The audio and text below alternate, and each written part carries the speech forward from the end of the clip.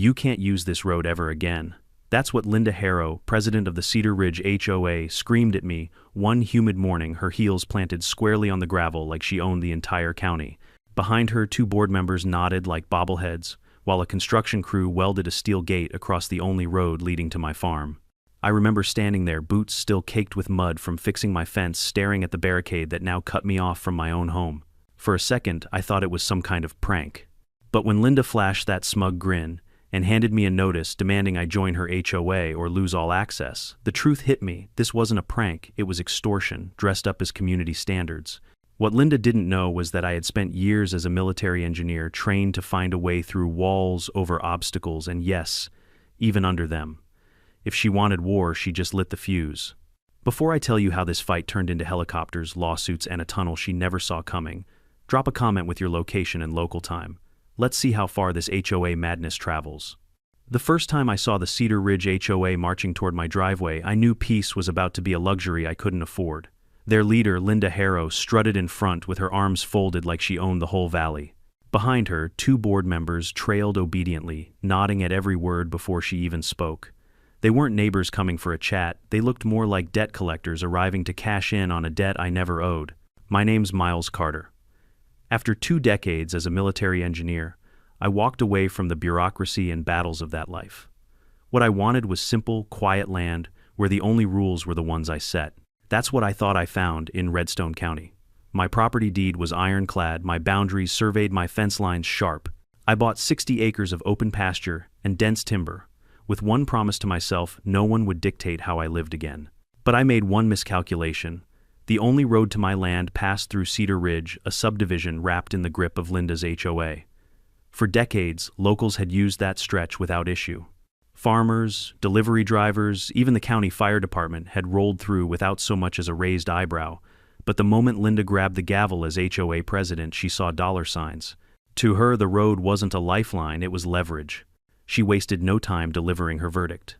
According to her, if I wanted access to my own home, I'd have to join Cedar Ridge HOA and pay their monthly dues. To anyone else, it might have sounded like a polite request for community contribution. To me, it was extortion with a smile. I reminded her that my land had never been part of their subdivision, that my deed was independent. She didn't care. Linda was the kind of person who turned technicalities into weapons. What stung wasn't just her arrogance, but the quiet confidence that I would fold. She thought I was just another landowner who'd grumble, then sign the papers out of convenience. But I'd been through worse than HOA politics. I'd built bridges under mortar fire, rerouted convoys through hostile ground, and solved problems that had lives hanging in the balance. Compared to that, Linda and her clipboards were nothing but a nuisance, yet a nuisance with power in her hands. I could feel the tension mounting, even as she handed me a notice printed on thick paper, the HOA seal stamped in gold at the top like it was a royal decree. It demanded compliance within a week. Failure to join the fine print read will result in restricted access to Cedar Ridge private roadways. My hands clenched as I scanned the words. Restricted access meant no access. And no access meant being trapped in my own land. That night, I sat on my porch staring at the gravel road that connected me to the rest of the county. It looked harmless, even fragile, under the weight of Linda's ambition. But I knew it was about to become a battlefield. A man shouldn't have to fight to drive home. Yet if that's what it took, I was ready.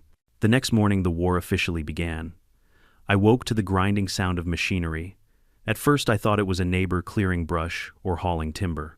But the closer I listened, the more metallic and deliberate it sounded.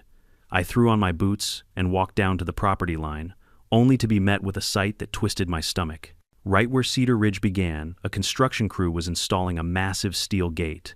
Posts sunk deep into the earth, beams welded tight, and a motorized arm stretching across the road like the jaws of a trap. Cement trucks idled their exhaust, spilling into the crisp country air. And there she was again, Linda standing at the center of it all like a monarch surveying her domain. She didn't wave, didn't flinch. She only smiled as sparks flew from the welders' torches, sealing my fate one joint at a time. I stormed toward her, demanding an explanation. She answered sweetly, like she was doing me a favor. Since you've chosen not to join the HOA, the board has voted to restrict your use of Cedar Ridge infrastructure. Infrastructure. That was her word for the only road to my land. It wasn't just petty, it was calculated. She wanted me isolated, desperate, cornered. She thought she could choke me into submission. But all she did was light a fuse I had no intention of putting out. That night, as the welders packed up and the new gate stood gleaming under the moonlight, I made myself a promise. Linda Harrow wanted a fight, then a fight she would get, and she had no idea just how far I was willing to go. By the time the weekend rolled around, the gate was finished. Solid steel tall enough to stop a tractor, and reinforced with concrete footings that went 3 feet into the ground. But that wasn't enough for Linda. No, she had to go further. Monday morning, I stood at the edge of Cedar Ridge's boundary and watched a backhoe carving into the gravel road itself, piling dirt into mounds on either side. They were digging a trench, a crude ditch right before the gate, so even if I cut the lock or tried to force my way through, I'd be stuck axle deep in mud and rubble. It wasn't just a blockade anymore, it was sabotage. I confronted the crew, demanding to know under what authority they were tearing up the road. They shrugged, pointing toward Linda. She was perched in a folding chair with a sun hat, sipping iced tea like she was watching a 4th of July parade. When she saw me, she waved her glass in mock salute. Community improvements, she called out. Making sure non-members don't trespass. Trespass. That word hit me harder than the sound of the backhoe. According to her, I wasn't a landowner trying to reach my property. I was an intruder. I called the sheriff's office. When a deputy finally arrived, an older man with weary eyes, he shook his head at the sight of the gate and trench. I showed him my deed, explained the decades of uninterrupted use, begged him to cite them for obstruction. He sighed, scratching the back of his neck. Technically, he said, the HOA owns this stretch. It's private property. They can control access. I nearly exploded. So they can cut me off from my own land. The deputy hesitated. It's complicated. You might have a case under easement law. In this state, if you can prove long-term open use of a road or that your land is otherwise landlocked, the courts can recognize a right-of-way. But those cases take time, months, even years. Until then, it's a gray area. A gray area. That was the law's way of telling me I was on my own. I drove home in silence, fury boiling just beneath the surface. For the next few days, I improvised. I borrowed a dirt bike, blazing a trail through the forest that skirted Cedar Ridge entirely.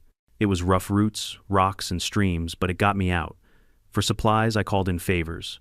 A buddy from my service days flew a small chopper in lowering pallets of feed and fuel directly into my pasture.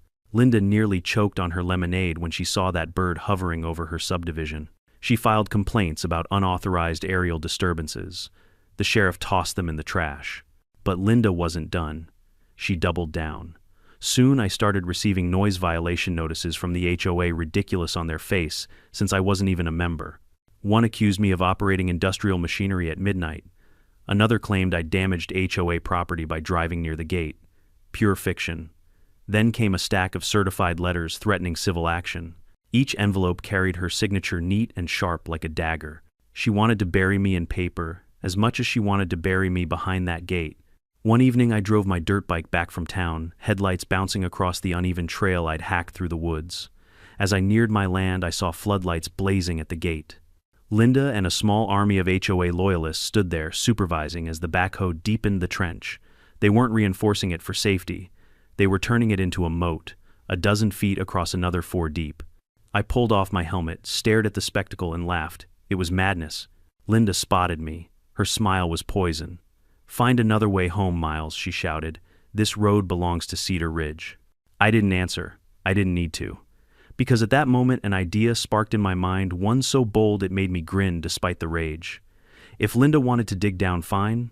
I'd go deeper. Back in my workshop, I unrolled the blueprints I hadn't touched since the Army. Field sketches of culverts, reinforced tunnels, emergency bypass systems. I knew soil stability, load tolerances, shoring methods. Building a tunnel wasn't just possible, it was my specialty. Still, I wasn't reckless.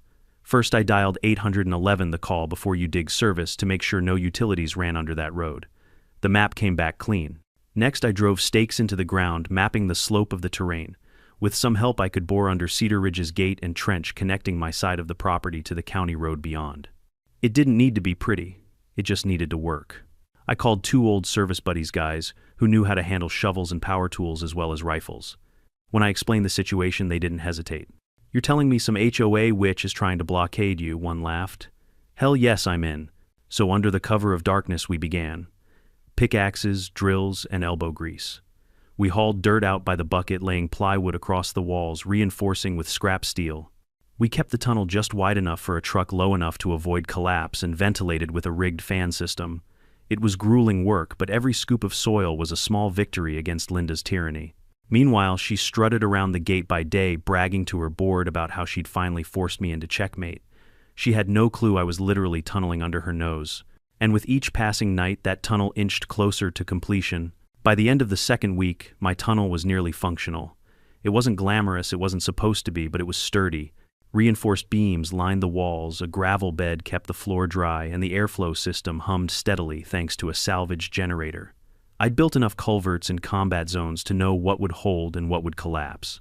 This one was safe, maybe safer than the road above, which was now little more than a barricade and a moat masquerading as community improvements. But Linda wasn't backing off.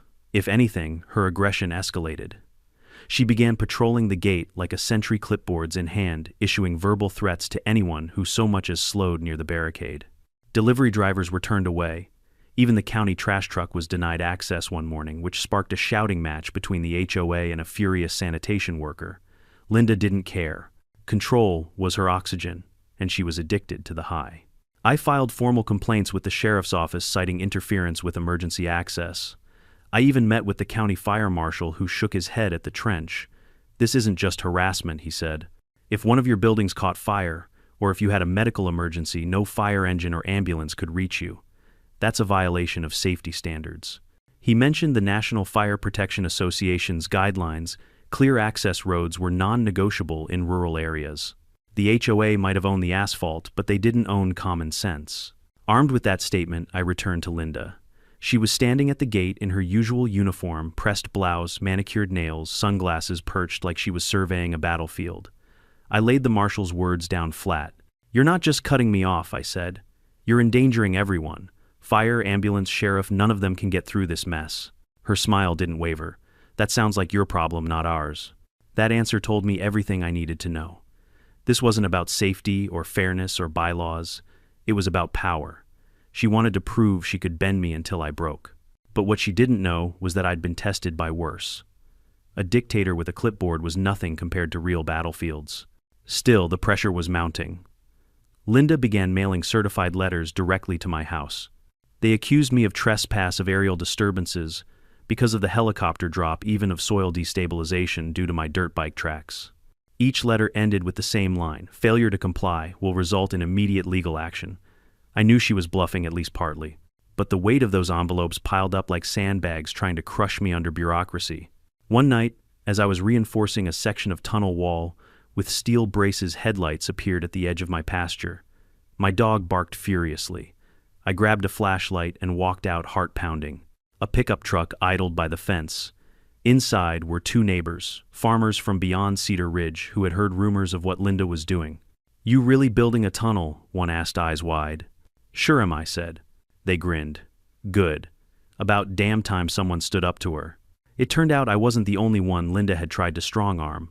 One neighbor had been fined for leaving hay bales visible from the subdivision road. Another was accused of excessive tractor noise. None of them had ever agreed to join Cedar Ridge, but Linda had been reaching her claws further every year. My fight wasn't just mine anymore, it was a rallying point. Within days, volunteers started showing up. Retired vets, local handymen, even a high school kid who wanted to practice welding. We worked in shifts, digging and bracing, hauling dirt in barrels we disguised with tarps. Every scoop of soil became another act of defiance. Meanwhile, Linda doubled down. She installed security cameras around the gate, convinced I'd eventually try to ram it with my truck. She hired a private security guard, an overpaid mall cop who spent more time scrolling on his phone than guarding anything. And she held HOA meetings, where she spun elaborate tales about me, that I was reckless, dangerous, a security threat to their peaceful neighborhood. But she was losing grip on her own people. Word spread fast in small towns, and soon even some Cedar Ridge residents were whispering that Linda had gone too far. Blocking a man from his land, one of them muttered at the grocery store, "That's not HOA business, that's tyranny." I knew I had to document everything. I set up motion-activated cameras along my property line. They captured footage of Linda pacing like a hawk of the trench, deepening of workers reinforcing the barricade. I archived every certified letter, every fake violation, every absurd threat. If this went to court, and it was heading that way, I wanted a record so airtight no judge could ignore it. Then came the night of the near disaster. A summer storm rolled in lightning, cracking rain pouring. Around midnight I saw flashing lights through the trees. An ambulance parked helplessly at the trench. One of my neighbors, an older man with heart trouble, had collapsed. Paramedics couldn't reach his house because of Linda's blockade. I sprinted through the mud, shouting that I knew a way. We loaded their gear onto my dirt bike trailer and hauled it across my rough trail through the woods. By the time we reached the man, precious minutes had been lost. He survived, but just barely. That incident lit a fire under me like nothing else. It wasn't just about me anymore. Linda's power games had nearly cost a man his life. I called the sheriff the next morning and filed another complaint attaching the ambulance report. He sounded weary but admitted, "If this hits court, that trench will look real bad for the HOA." I smiled grimly. Good, because I'm done playing nice. The tunnel was ready. All that remained was the reveal. I rigged cameras to record from multiple angles, ensuring that when I drove through, the footage would capture every ounce of Linda's disbelief.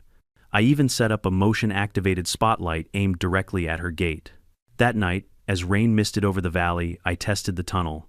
The walls held, the braces groaned, but stayed solid. My truck crawled forward, headlights cutting through the darkness. And then, just like that, I emerged on the far side of Cedar Ridge, past the gate, past the trench, past all of Linda's walls. For the first time in weeks, I felt free. But the real show would come at sunrise. The dawn of the reveal felt like a mission briefing. I'd spent the night rehearsing every step in my head, start the truck, drive through the tunnel, record Linda's reaction, and broadcast it for the whole county to see. It wasn't just about proving her wrong anymore, it was about exposing her as the petty tyrant she was. As the sun crept up over Redstone County, I positioned my truck at the mouth of the tunnel. My hands gripped the wheel, adrenaline buzzing through me like static. The tunnel loomed in front of me, dark but reinforced, lit faintly by the string of bulbs we'd rigged along the ceiling. For a second, I thought about all the hours of labor, the buckets of soil hauled out, the sweat, the bruises. All of it had led to this moment. I shifted into drive and eased forward. The walls trembled slightly, but the supports held. My headlights carved a path through the narrow space tires, crunching on gravel. I kept my breathing steady, reminding myself that I had built this with precision. 100 feet later, daylight cracked through the other side. I pressed the gas, and suddenly I was rolling out onto the county road, past the trench, past the steel gate, like a ghost phasing through walls. I parked on the shoulder and killed the engine heart pounding. For the first time in weeks, I was on the outside without going off-road or begging for favors. The sense of victory was electric. But the real payoff came minutes later. Right on cue, Linda arrived at the gate, clipboard in hand, her hair styled as though she were headed for a photo shoot instead of a standoff. She tapped on her phone, likely logging another incident report. Then she froze. Her eyes locked on me as I leaned casually against my truck, arms folded. Her jaw slackened. She glanced at the gate, then at the trench, then back at me. How she sputtered. I grinned. "Morning, Linda." She spun around, searching for hidden cameras, for tricks, for anything that explained how I had bypassed her fortress. And then she saw it, the faint disturbance in the dirt just a few yards from the trench, the subtle mound where the tunnel mouth was concealed. Her face drained of color. "No," she whispered, rushing toward it. "No, no, no." The cameras I had installed captured everything, her frantic pacing, her kneeling down to scrape at the dirt, her realization dawning like a storm cloud.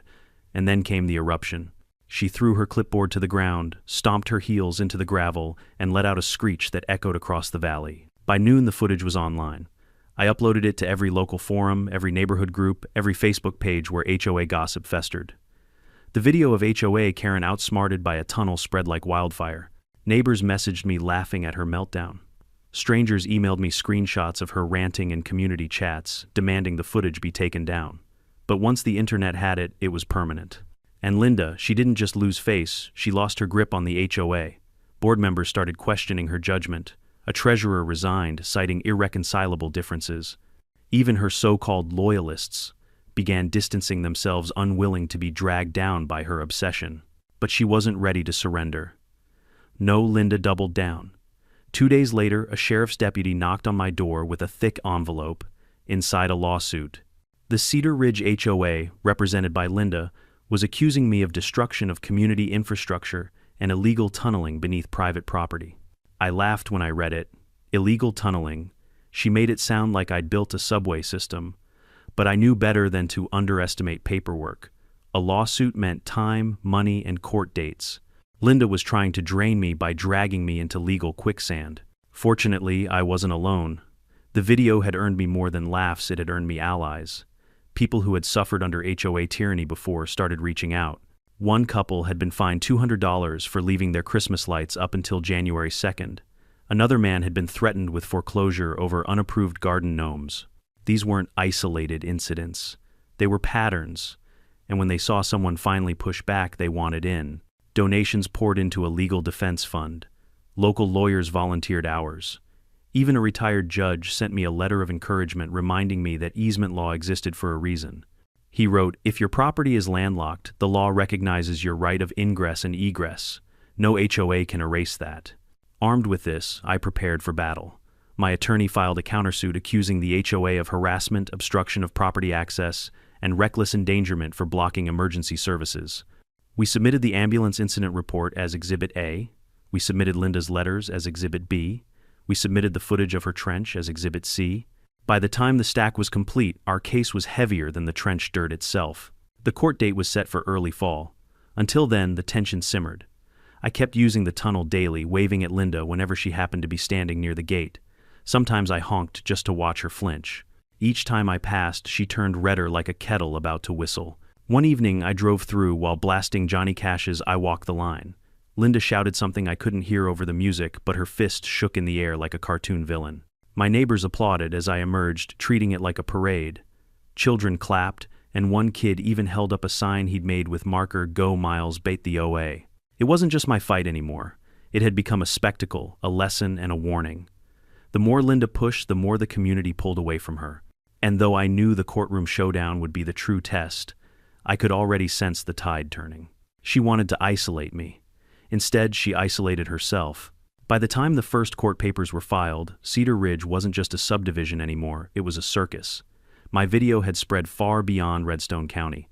People in neighboring towns, even counties away, knew about the HOA Karen who got beat by a tunnel. I couldn't go into the feed store or the diner without someone slapping me on the back, grinning and saying, "You're the tunnel guy, ain't ya?" But with all the laughter came serious stakes. Linda had moved the battle into the legal arena where she believed her connections and endless appetite for paperwork would finally crush me. The HOA's lawsuit read like a laundry list of imagined sins, destruction of infrastructure, unauthorized excavation, safety hazards to residents. In her fantasy, I was some kind of mad miner undermining civilization itself. What Linda didn't count on was that I'd been preparing. Every fake violation, every video of the trench, every letter she signed, I had archived them meticulously. My attorney, a sharp local named Rebecca Sloan, organized the evidence into binders thicker than cinder blocks. And then came the bombshell. One of Linda's own board members, tired of her tyranny, sent me copies of internal emails. In them, Linda bragged openly about the strategy to cut me off until I joined the HOA.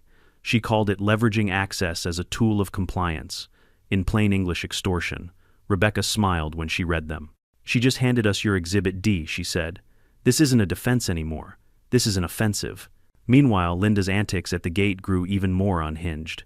She installed motion sensors, floodlights, and even hired another so-called security guard who wore aviator sunglasses and strutted like a cop. Except he wasn't. He was a 20-year-old community college student with a badge he bought online. The day he tried to wave down a county deputy demanding ID was the day I knew Linda had officially lost touch with reality. The turning point came on a stormy Thursday. My cameras picked up Linda standing at the gate with a bullhorn shouting at delivery drivers who dared to idle near the trench. "Trespassers will be prosecuted," she shrieked. Most drivers turned around, but one, a UPS guy with no patience for HOA drama, ignored her, parked and started hauling packages on foot across the mud. Linda went ballistic, screaming that she'd call federal authorities. The driver snapped back, "Lady, I am federal."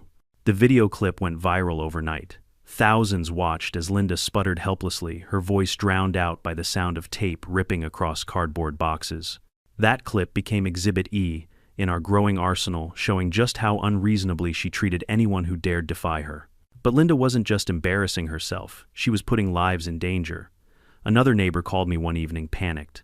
His wife had gone into labor unexpectedly, and the ambulance had once again been delayed at the trench. He begged if I could help. Without hesitation, I guided the EMTs through my tunnel and straight onto his property. The baby girl was born in a hospital an hour later safe. Her parents sent me a thank you card scrawled with one sentence: "You saved her first breath." That card became Exhibit F. Nothing swayed a judge like evidence that someone's obsession had endangered lives. By then, even Cedar Ridge residents were starting to rebel. I noticed fewer people showing up to Linda's so-called community safety patrols. One elderly couple quietly approached me at the hardware store. "We're sorry," the wife said, glancing around nervously. "We voted for her once. We didn't know she'd turn like this." Linda, of course, refused to admit she was losing ground. At the next HOA meeting held in their polished clubhouse, she launched into a tirade about outsiders infiltrating Cedar Ridge. My cameras, yes, a neighbor had snuck me footage, captured the blank stares of residents listening as she ranted about me building a militia underground. One man raised his hand and asked, "Or maybe it's just a tunnel." The laughter that followed nearly drowned her out. By late summer, the courtroom showdown loomed large. Rebecca drilled me on testimony, making sure I stayed calm and factual. "Let her lose control," she advised. "Judges don't like theatrics, and Linda can't help herself." She was right. The mountain of evidence we had wasn't just heavy, it was damning, and we were ready to use it. On the morning of the hearing, I walked past reporters gathered on the courthouse steps. Their cameras clicked, and microphones were shoved in my face. "Mr. Carter, how did you dig the tunnel?" one asked. I smiled, carefully. Another shouted, "Do you regret defying the HOA?"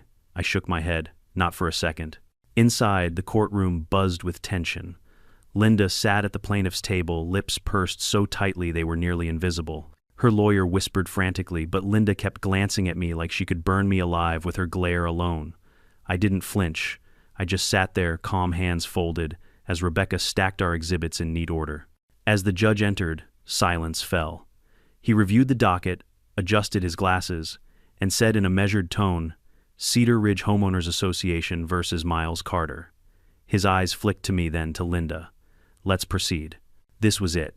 The moment the war of gates, trenches, and tunnels would be weighed, not in gravel or steel, but in law. And deep down, I knew Linda was about to face something she could never control: the truth.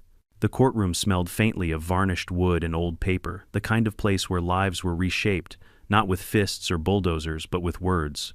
I sat stiff in my chair, shoulders squared, trying to project the same calm I'd worn through firefights overseas. Across the aisle, Linda Harrow perched like a vulture at the plaintiff's table, her pearl necklace gleaming under the fluorescent lights. She didn't look like someone fighting for justice, she looked like someone clinging to a throne. The judge began by asking both sides for opening statements. Linda's lawyer, a slick man in an ill-fitting suit, launched into a speech about community integrity and protecting residents from dangerous, unauthorized activity.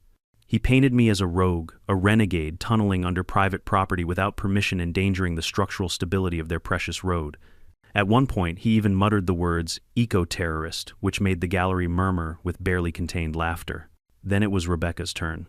Calm, precise, and deadly, she laid out the facts. My property was landlocked, the road through Cedar Ridge had been openly used for decades, and the HOA's actions weren't just petty, they were unlawful.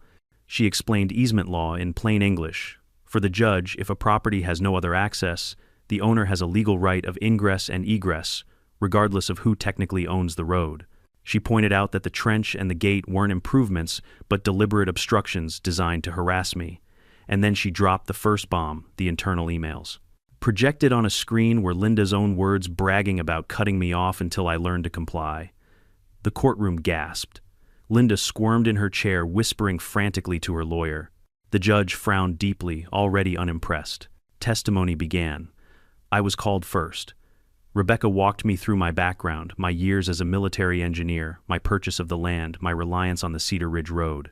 I explained how Linda had confronted me, how she'd given me ultimatums, how the gate and trench had trapped not just me but endangered others. I told the story of the ambulance delayed by her blockade. As I described hauling paramedics through the woods, I saw the judge's pen pause mid-note. That detail landed hard. Then it was Linda's turn to testify. She strutted to the stand with an air of confidence, but the cracks showed quickly. When Rebecca asked if she had personally approved the trench, Linda said yes. When asked if she had considered the impact on emergency vehicles, she claimed it was irrelevant. When confronted with her emails, she stammered, insisting they were taken out of context. By the third contradiction, the judge's patience was visibly thinning.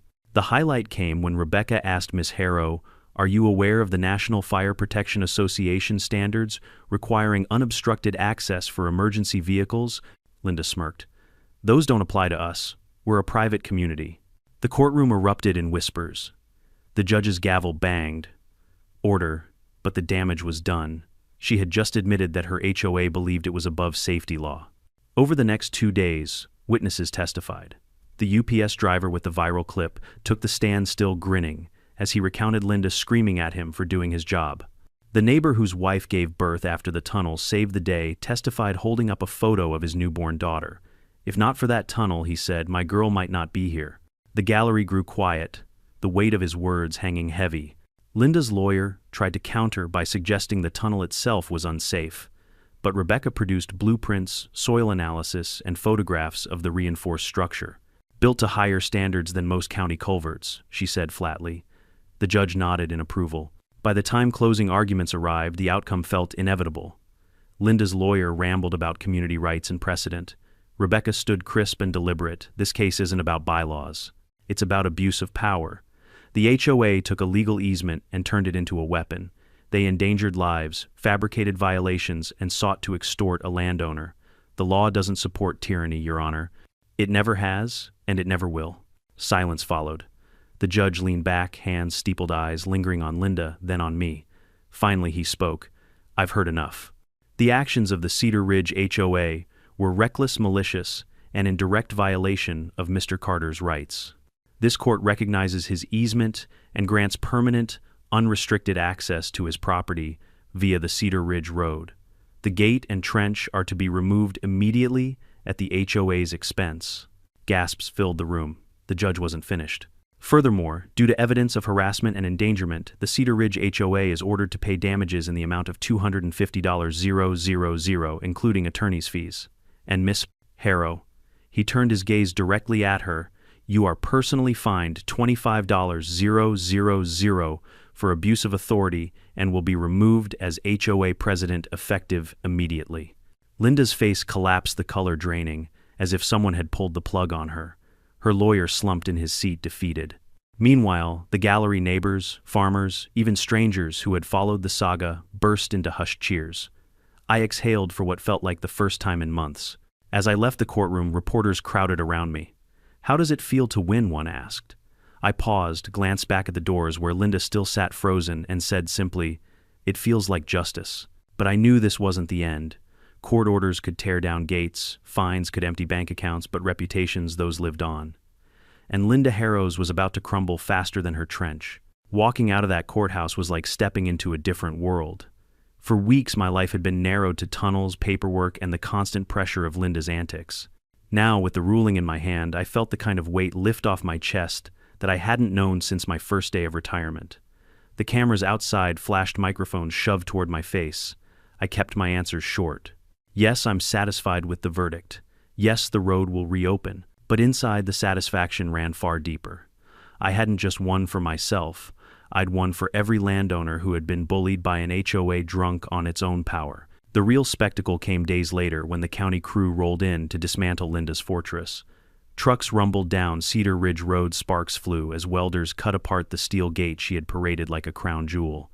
A bulldozer filled the trench. She'd spent thousands digging, packing the dirt flat, until the road looked as it always had, a simple gravel lane leading to people's homes. I stood with my neighbors, arms crossed, watching the destruction of her empire. One farmer chuckled, funny how quick a queen loses her castle. Linda didn't show up that day. Rumor had it she was holed up in her house, blinds drawn, avoiding the laughter outside. By then, even her allies on the board had turned. With the judge's order removing her as president, Cedar Ridge held an emergency election. For the first time in years, people showed up eager to vote, determined not to repeat their mistake. They chose a soft-spoken schoolteacher named Ellen Drake, someone with no taste for drama. Ellen's first act: announce a policy of transparency and issue a formal apology to the entire community for Linda's misuse of authority. But the humiliation didn't stop at politics. Local papers ran headlines like HOA president fined, ousted after tunnel showdown. The viral video of her meltdown at the gate resurfaced again and again. Memes spread online, Linda photoshopped as a medieval guard screaming at villagers or standing on a moat shouting "No entry." I even spotted a t-shirt at the feed store with a cartoon tunnel and the words "miles ahead" of the HOA. For weeks everywhere Linda went, whispers followed. At the grocery store, a clerk snickered when she fumbled with her wallet. At the post office, someone muttered, "That's the tunnel lady." Once outside the bank, I saw her slam her car door shut and burst into tears after a passerby called, "Hey Karen, dug any ditches lately?" Meanwhile, life for the rest of us began to bloom. Without the constant shadow of HOA threats, people relaxed. Lawns grew naturally instead of being shaved to military precision. Kids left bikes in driveways without fines. Porch lights flickered late into the night with laughter instead of fear. Ellen encouraged neighbors to share their stories, and what poured out was shocking fines for hanging laundry threats over paint colors, accusations about pets barking. Linda had turned a neighborhood into a gulag. Now it was free. I knew I had to mark the victory properly, so I planned what I jokingly called the Liberation Cookout. Flyers went up across town. The invitation was blunt, celebrating freedom from HOA tyranny. All welcome except Linda. That line alone set the county buzzing. On the day of the party, my pasture transformed. Grills smoked with barbecue kids raced four-wheelers. A band played country tunes from the back of a flatbed. Neighbors brought pies, veterans showed up with flags, even the sheriff himself dropped by to shake my hand. At the entrance to the old tunnel, I unveiled a brand new sign I'd commissioned from a local welder, the HOA Passage, in memory of petty tyrants everywhere. The crowd roared with laughter, snapping photos. One teenager filmed himself walking through the tunnel, narrating, "This is where Karen lost the war." It went viral within hours. Of course, Linda heard about it. She drove past slowly, her car crawling along the road she once tried to own. She saw the banner strung high. No more Gates, no more Queens. She saw the people who once sat silent at her meetings now cheering around my bonfire. And most of all, she saw me standing at the tunnel entrance, holding a beer, raising it in mock salute as her car sped away. The humiliation was total. Within a month, her house went up for sale. By the time the for sale sign appeared, it was clear she couldn't stand living where her reign had turned to ridicule. Rumor had it she left town entirely, moving to a distant suburb where no one knew her name or her tunnel. For me, life settled back into what I'd always wanted. Trucks rumbled down the restored road without incident. The UPS driver honked each time he passed, giving me a thumbs up. The neighbor's baby girl toddled across my porch one afternoon, her mother thanking me again. The fire marshal sent me a note, glad to see sanity restored. Roads are for safety, not power games. But the tunnel remained. Not because I needed it anymore, the road was open again, but because it stood as a symbol. People came to see it, snapping photos, treating it like a landmark. I started jokingly charging $5 for tunnel tours, the money going straight into a community fund for local farmers. To my surprise, people lined up. The battle had scarred me, yes. But it had also bonded a community, reminded everyone how fragile freedom can be under the weight of petty authority. And for me, it cemented one truth: when someone tries to wall you in, sometimes the best answer is to dig your own way out. As the sun set on the cookout, the band played their last song. I looked across the field at neighbors, laughing kids chasing fireflies, smoke curling from the grills. My tunnel's entrance glowed under the spotlight, the sign reading HOA Passage shining like a beacon. Linda had wanted obedience. Instead, she'd forged unity. And standing there, beer in hand, I realized this wasn't just my victory. It belonged to everyone who had ever stood up to a bully and said, "Not today." The weeks after Linda's departure felt like a new season in Redstone County. The summer heat softened into autumn, and for the first time since I'd moved onto my land, I could drive home without a knot in my stomach. No gates, no trench, no glare from behind sunglasses. Just the steady crunch of gravel under my tires and the sight of my farmhouse waiting at the end of the road. But the story didn't end quietly. The court's judgment had left a crater in Cedar Ridge's finances. $250,000 in damages, plus attorney fees, meant the HOA board had no choice but to raise questions about where they'd gone wrong. The new president, Ellen Drake, invited me to a community meeting. She stood at the podium, voice steady, and admitted, "We lost sight of what a community is supposed to be." That kind of humility was rare, and it mattered. Neighbors I'd never spoken to before came up to shake my hand. Some apologized for not standing up sooner. Others told me stories I hadn't heard about threats Linda had made in private, about fines for leaving Christmas wreaths up too long, about kids scolded for sidewalk chalk. "We were all scared of her," one woman confessed. "But you reminded us, fear only grows when no one resists it." The tunnel itself became a local landmark. Word spread beyond the county, and soon cars with out-of-state plates, parked by my fence folks, wandering over to see the passage that beat the HOA. I didn't charge them anymore. I just laughed and told them the story, sometimes with a bit more exaggeration than the truth. Yep, right under their noses, I'd say, tapping the steel brace. Built it with my own 2 hands and a few stubborn friends. But deeper than the humor was something more lasting: trust. My neighbors started treating each other differently. Without the constant shadow of petty enforcement, people helped one another instead of tattling. A farmer left spare hay bales by the roadside with a sign, "Take what you need." Kids biked freely again. Even the Cedar Ridge lawns, once mowed to HOA-approved perfection, grew a little wild, and no one cared. It felt like freedom had seeped into the soil itself. As for Linda, her name lived on only as a punchline. The Harrow Passage sign at the tunnel's entrance stood tall, welded strong. Folks spray-painted funny additions to it: Karen Crossing, Dictator Detour, even the Gate to Nowhere. I left most of them up. Every laugh was another nail in the coffin of her old empire. And yet, beneath all the celebration, I thought often about the lessons buried under the dirt I had hauled out. It wasn't just about me being clever with blueprints or stubborn enough to resist. It was about the danger of letting small tyrannies grow unchecked. An HOA president with a clipboard might not look like a threat, but give her power silence her critics, and suddenly she's building trenches that block ambulances. That was the real story: how quickly rules become weapons in the wrong hands, and how essential it is for ordinary people to stand up before those weapons get sharp. One crisp October evening, I sat on my porch with a cold beer, watching the last glow of sunset bleed across the horizon. A UPS truck rumbled down the road, no interruptions, no detours. The driver waved, grinning, and called, "Still love that tunnel, Miles." I tipped my beer in salute. The sound of gravel under his tires was sweeter than any victory speech. Life had come full circle. I'd bought this land to find peace, and in fighting for it, I'd found something bigger: a community that finally understood what peace really meant. Not rules written in bylaws, but the freedom to live without fear of petty power. If Linda ever watched from afar, I hope she realized it too. That no gate, no trench, no clipboard could hold back the simple truth: people will always find a way forward, even if they have to dig a tunnel to do it. What I took from this fight wasn't just satisfaction. It was a reminder that power only lasts as long as people allow it. When one voice stands up, calm, stubborn, and willing to act, it can ripple outward and change everything. My tunnel wasn't just steel and soil. It was defiance carved into the ground, proof that there's always another way. In life, we all face our own gates and trenches. Sometimes they're built by bosses, neighbors, or even family members who try to control us. The lesson is clear: don't let anyone wall you in. Know your rights, stand your ground, and when someone says you can't show them, you can. If this story resonated with you, let me know in the comments. Tell me where you're watching from, and share your own battles with unfair rules or power-hungry people. And if you haven't already, subscribe, because more stories are coming and you won't want to miss the next twist.